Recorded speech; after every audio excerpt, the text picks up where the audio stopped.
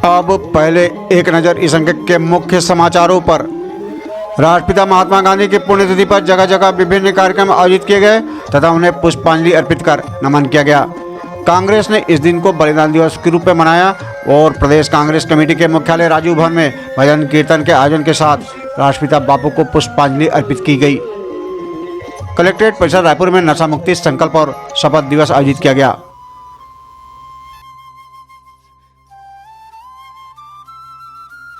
बस्तर संभाग के आदिवासियों पर दर्ज प्रकरणों की वापसी के लिए त्वरित गति से सुनवाई का निर्देश। राज्य के पुलिस महानिदेशक ने ली अधिकारियों की समीक्षा बैठक। राज्य में 10वीं और 12वीं की बोर्ड परीक्षा के फॉर्म अब 5 फरवरी तक भरे जा सकेंगे। माध्यमिक शिक्षा मंडल ने इस संबंध में जारी किया है दिशा निर्देश। लोक स्वास्थ्य यांत्रिकी और ग्रामोद्योग मंत्री गुरु रुद्रकुमार भिलाई 3 में देवांगन समाज के द्वारा आयोजित परमेश्वरी महोत्सव में शामिल हुए। इस अवसर पर बोलते हुए उन्होंने कहा कि राज्य सरकार आर्थिक विकास के साथ यहां सांस्कृतिक धरोहर को सहेजने का भी काम कर रही है। उन्होंने यहां देवांगन समाज के सामुदायिक भवन का भी लोकार्पण किया। रायपुर जिले में 16 लाख रुपए से अधिक कीमत की 891 लीटर अवैध मदिरा जब्त की गई है। राज्य में अभी अवैध दारू के विक्रय, परिवहन तथा भंडारण के खिलाफ कड़ी कार्रवाई की जा रही है। उक्त अवैध मदिरा के परिवहन में प्रयुक्त वाहन की भी जब्ती की गई है। प्रदेश के वन, परिवहन, आवास और पर्यावरण मंत्री मोहम्मद अकबर ने कहा है कि राज्य सरकार बैगा समाज को विकास की मुख्य धारा में जोड़ने के लिए प्रतिबद्ध है। मंत्री श्री मोहम्मद अकबर कवर्धा में भोरमदेव मेला स्थल पर आयोजित बैगा समाज के सम्मेलन में शामिल हुए। बलौदाबाजार जिले में धान खरीदी केंद्रों पर भंडारित धान को बेमौसम बारिश से सुरक्षित करने में असफल रहने पर 8 फड़ प्रभारियों के खिलाफ कार्रवाई की गई है। अब समाचार विस्तार से। राष्ट्रपिता महात्मा गांधी के बलिदान दिवस पर जगह जगह श्रद्धांजलि सभा आयोजित कर उन्हें पुष्पांजलि अर्पित की गई। छत्तीसगढ़ प्रदेश कांग्रेस कमेटी के प्रदेश कार्यालय राजीव भवन में इस दिन को बलिदान दिवस के रूप में मनाते हुए भजन, प्रार्थना, श्रद्धांजलि सभा का आयोजन किया गया। इस कार्यक्रम में प्रदेश के मुख्यमंत्री भूपेश बघेल, प्रदेश कांग्रेस कमेटी के अध्यक्ष मोहन मरकाम, पूर्व मंत्री विधायक सत्यनारायण शर्मा, अमितेश शुक्ल, कांग्रेस कोषाध्यक्ष रामगोपाल अग्रवाल, गुरमुख सिंह होरा, संचार विभाग के अध्यक्ष शैलेश नितिन त्रिवेदी, रायपुर विकास प्राधिकरण के अध्यक्ष सुभाष धुप्पड़, अल्पसंख्यक विभाग के अध्यक्ष महेंद्र छाबड़ा सहित सैकड़ों की संख्या में उपस्थित कार्यकर्ताओं ने राष्ट्रपिता को नमन किया और पुष्पांजलि अर्पित की। राष्ट्रपिता महात्मा गांधी की पुण्यतिथि पर समाज कल्याण मंत्री तथा छत्तीसगढ़ योग आयोग के अध्यक्ष श्रीमती अनिला भेड़िया की अध्यक्षता में रायपुर कलेक्ट्रेट उद्यान परिसर में नशा मुक्ति संकल्प तथा शपथ दिवस का आयोजन किया गया। इस अवसर पर मंत्री श्रीमती भेड़िया ने नशा मुक्त छत्तीसगढ़ बनाने का आह्वान किया तथा आम लोगों और अधिकारियों कर्मचारियों को नशा मुक्ति की शपथ दिलाई।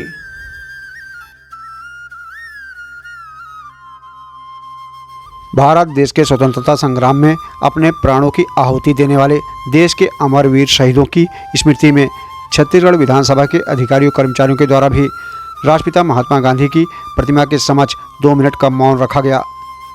इस अवसर पर छत्तीसगढ़ विधानसभा के प्रमुख सचिव चंद्रशेखर गंगराड़े सहित सचिवालय के अधिकारी कर्मचारी उपस्थित थे। नए छत्तीसगढ़ राज्य में राज्य निर्माण के बाद इस साल समर्थन मूल्य पर सबसे अधिक मात्रा में धान की खरीदी की गई है। यहां इस साल खरीफ सीजन में लगभग 92 लाख मीट्रिक टन धान की खरीदी की गई है। राज्य में 20,53,483 किसानों ने इतना धान बेचा है। राज्य में कोरोना संकट की वजह से इस साल धान खरीदी के समय भी कई विषम परिस्थितियां निर्मित थी। राज्य को बारदानों की कमी के संकट से जूझना पड़ा। प्रदेश में धान खरीदी का काम पूर्णतः शांतिपूर्ण और सुचारू रूप से संपन्न हुआ। मुख्यमंत्री भूपेश बघेल ने छत्तीसगढ़ माटी की संस्कृति और परंपराओं को मजबूत बनाने का काम किया है, जिसके साथ खेती किसानी की परंपरा भी समृद्ध हो रही है।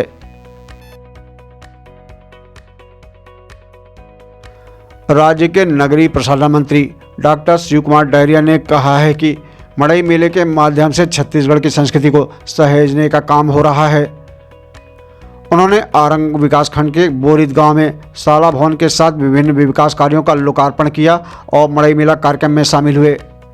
इस अवसर पर बोलते हुए उन्होंने कहा कि राज्य की सरकार छत्तीसगढ़ की संस्कृति परंपराओं को सहेजने बढ़ावा देने का काम कर रही है।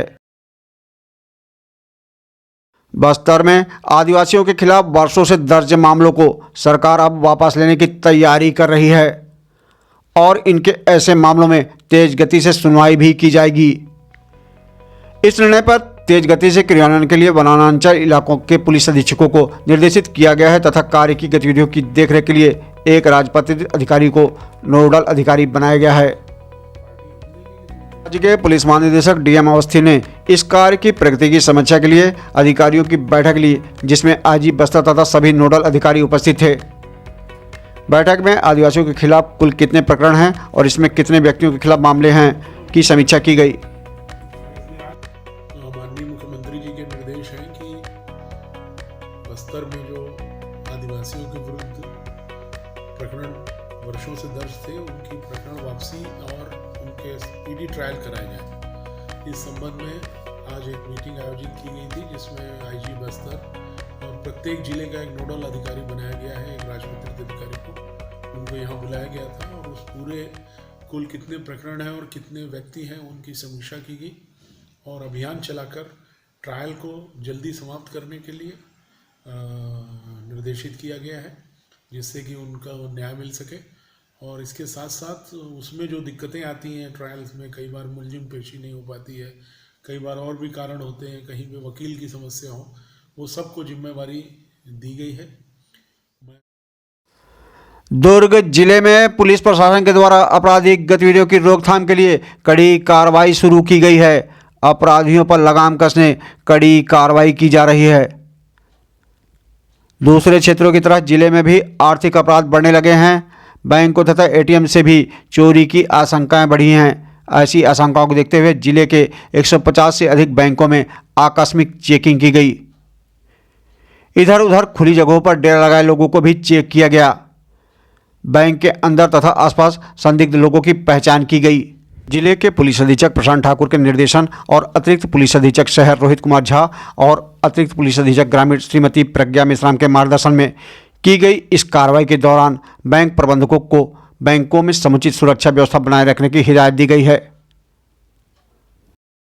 अयोध्या में भगवान श्री राम के मंदिर के निर्माण का कार्य शुरू हो गया है, तो देश भर में आम लोग श्रद्धालुगण इस पुण्य के कार्य में तन मन धन से सहयोग करने बढ़ चढ़कर आगे आ रहे हैं।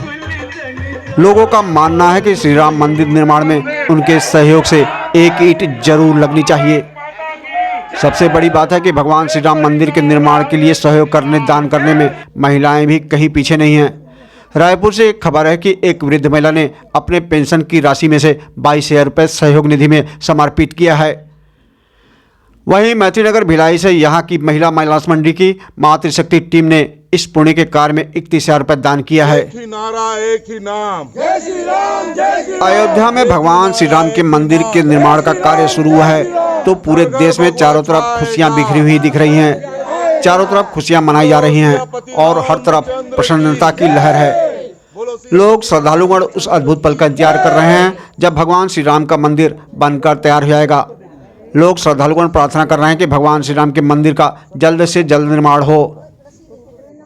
भिलाई के मैत्रीनगर में स्थित हनुमान मंदिर में राम जन्मभूमि श्री राम मंदिर के भव्य निर्माण के लिए समर्पण करने एक कार्यक्रम आयोजित किया गया, जिसमें यहाँ के योग साधना सांस्कृतिक केंद्र के द्वारा मंदिर निर्माण के पुण्य कार्य के लिए 1,01,000 रुपये समर्पित किया गया। मनौती मानी जा रही है, मन्नत माना जा रहा है कि भगवान श्री राम का मंदिर निर्माण कार्य जल्द से जल्द पूरा हो। लोगों में खुशियां दिख रही है। हमारे साथ इस समय श्रीनिवास खेड़िया जी जो जुड़े हुए हैं। आप क्या देख रहे हैं कि यहाँ क्या तैयारियां चल रही, क्या कार्यक्रम हो रहा है? सभी को जय श्री राम।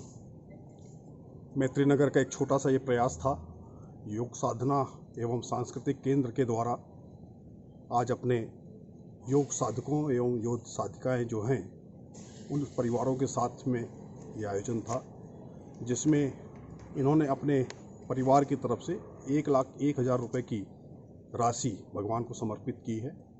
वैसे ही महिला मानस मंडल यहाँ की जो पुरानी समिति है, उन्होंने भी अपनी समिति के द्वारा जो थोड़ा थोड़ा पैसा कई सालों में जोड़ा गया था, उसको बैंक का खाता समाप्त कर बंद कर पूरी राशि 31,000 रुपये भगवान राम को समर्पित की गई है। आज ये छोटे छोटे प्रयासों को और बहुत बड़ा काम है। ऐसे प्रयास और ऐसे जो उदाहरण हमको देखने को मिल रहे हैं, यह देश में अद्भुत है और मैं इन सबको जितना नमन करूं कम है। इन सबके प्रयास और किस तरह से प्रार्थना कर रहे हैं कि मंदिर का निर्माण जल्द से जल्द पूरा हो?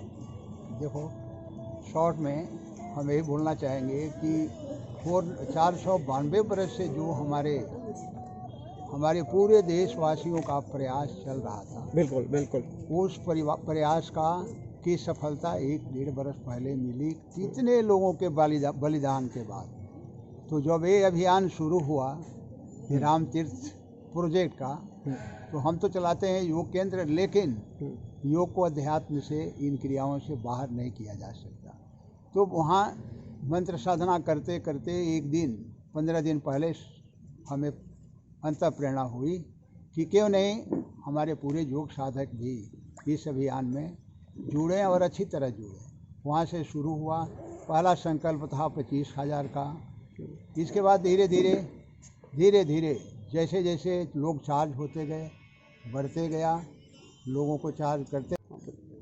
राम काज करवे बिना मोहि कहाँ विश्राम। हम सब के लिए बड़ा सौभाग्य का विषय है कि राम जन्मभूमि तीर्थ क्षेत्र के लिए हमें जो निधि समर्पण की जिम्मेदारी मैत्री नगर रिसाली के लिए दी गई थी, आज हम सभी और हमारे टोली के सभी सदस्यों ने मिलकर आज हमने एक कार्यक्रम, छोटा था लेकिन इसकी जो प्रेरणा थी बहुत बड़ी थी। मैत्री नगर हनुमान मंदिर में योग साधना केंद्र के माध्यम से हमें 1,01,000 रुपये की राशि, और यहाँ पे जो मातृशक्ति है उन्होंने हमें भजन मंडली के माध्यम से जो इनका राशि था वो 31,000 रुपये का प्राप्त हुआ। इस प्रकार हम मैत्री नगर निर्माण के लिए हम सभी राम भक्त लगे हुए हैं, जिसके अंतर्गत हम लोगों ने भव्य शोभा यात्रा राम जी की निकाली गई, जो मैत्री नगर सहित मड़ौदा क्षेत्र के राममय वातावरण बना हुआ है। निधि समर्पण के लिए आज मैत्री नगर से योग साधना केंद्र से 1,01,000 रुपया महिला रामायण मंडली द्वारा 31,000 रुपया प्राप्त हुआ। यह सिलसिला आगे भी जारी रहेगा। और लोगों में भी कितनी खुशियां हैं? लोगों में अभी बहुत खुशियां हैं। भगवान इसी एक त्यौहार सा माहौल लग रहा है कि ये इस तरीके से चलते रहे। जिस तरह से शोभा यात्रा निकल रही है तो पूरा त्यौहार का माहौल लग रहा है। त्यौहार का माहौल लग रहा है और हम लोग को सब दिल उससे लगा हुआ है। हम सब साथी एक दूसरे से सवेरे से लेकर शाम ये काम करने में हम लोग बहुत आनंद आ रहा है। आप लोग इस प्रयास में जुड़े हुए हैं कि भगवान श्री राम का मंदिर का जल्द से जल्द निर्माण हो? बिल्कुल, जल्द से जल्द निर्माण होगा ही, क्योंकि हर राम भक्त से ऐसा माहौल दिख रहा है कि मेरा एक ईंट लग जाए, मेरा एक ईंट लग जाए। कुछ नहीं, हमने कल रैली में निकला, लोगों ने रुक के दिया, तो हमने एक अनाउंस किया था कि जो 10 रुपये दे सकता है, जो 100 रुपये दे सकता है अपनी शक्ति अनुसार, जो 1000 दे सकता है, लोग आज कोई 20 रुपये दिया, कोई 30 रुपये दिया। जो गरीब तबके के लोग हैं वो उनके दिल में बहुत लगा हुआ, बोले भैया हमारा भी एक ईंट लग जाए। 10 रुपये तो आजकल ईंट नहीं आता, लेकिन 20 रुपये जरूर दे सकता हूँ बोले। ये इस तरीके माहौल, इस तरह का माहौल है, इस तरह की खुशियाँ लोग चाह रहे हैं कि भगवान श्री राम का मंदिर जल्द से जल्द बने। जी, जल्द से जल्द बने उसमें। वहीं महिला मानस मंडली हनुमान मंदिर मैत्री नगर की मातृशक्ति टीम के द्वारा विभिन्न साधनों से जोड़कर पाई जोड़कर जुटाई गई 31,000 रुपये की राशि समर्पित की गई। महिलाओं का योगदान रहेगा। अत्यंत खुशी के साथ जय जय श्री राम इकट्ठा करके उन्होंने इस राम के जो प्रण किया था कि मंदिर बनना चाहिए और उसमें अपना योगदान दिया है। हम सभी महिलाएं चाहती हैं कि जिस दिन राम मंदिर का निर्माण होगा हमारी मनोकामना पूर्ण होगी और हम हमेशा इसी तरह सहयोग देते रहेंगे। आप लोग की समिति क्या? विभिन्न संस्थाएं और आम लोग अयोध्या में भगवान श्री राम के मंदिर के निर्माण के लिए जिस तरह से दान और सहयोग कर रहे हैं उससे साफ दिख रहा है, स्पष्ट है कि यहाँ भगवान श्री राम के प्रति लोगों में कितनी अगाध आस्था और श्रद्धा है और भगवान श्री राम के मंदिर के निर्माण के लिए लोगों की भावनाएं कितनी प्रबल हैं। इतनी दूर रहकर भी आस्थावान लोग चाहते हैं कि उनके आराध्य देव भगवान श्री राम के मंदिर का निर्माण जल्द ही पूरा हो असल बात न्यूज बिलाई दुर्ग ब्यूरो। ये थे इस अंक के समाचार। ताज़ा समाचारों के साथ हम फिर हाजिर होंगे, तब तक के लिए हमें आज्ञा दीजिए। नमस्कार।